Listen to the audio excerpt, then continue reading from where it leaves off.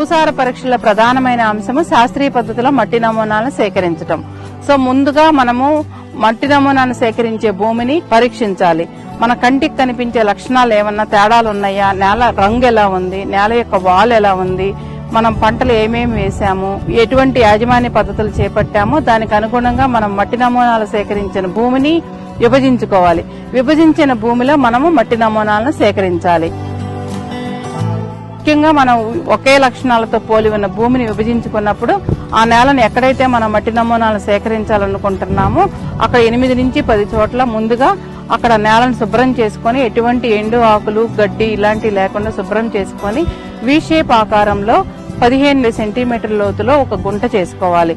గుంట చేసుకున్న ప్రతి గుంట నుండి కూడా మనము పైనుంచి కిందకు అంటే ఒక అంగుళం మందంలో 2.5 సెంటీమీటర్స్ లోతు వచ్చే విధంగా ఒక అంగుళం మందంతో వి షేప్ ఆకారంలో 2 వైపుల పైనుంచి కిందకు మట్టి నమూనాను సేకరించి ఒక బొచ్చులో వేసుకోవాలి. అలా మనం 8 నుంచి 10 చోట్ల సేకరించిన మట్టిని కలుపుకోవాలన్నమాట.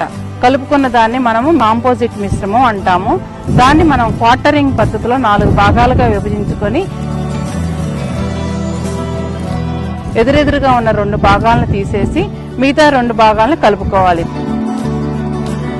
మరలా మనము ఆ 2 భాగాలను మళ్లీ 4 భాగాలుగా విభజించి ఈసారి వ్యతిరేక దిశలో ఉన్న ఎదురెదురు భాగాలని తీసేసి మిగతా 2 భాగాలని కలుపుకోవాలి. అలా మనము క్వార్టరింగ్ పద్ధతిని చేసి ఒక శాంపిల్ నమూనా 1/2 kg వచ్చే విధంగా సేకరించి శుభ్రమైన గుడ్డ సంచిలో భద్రపరచుకోవాలి.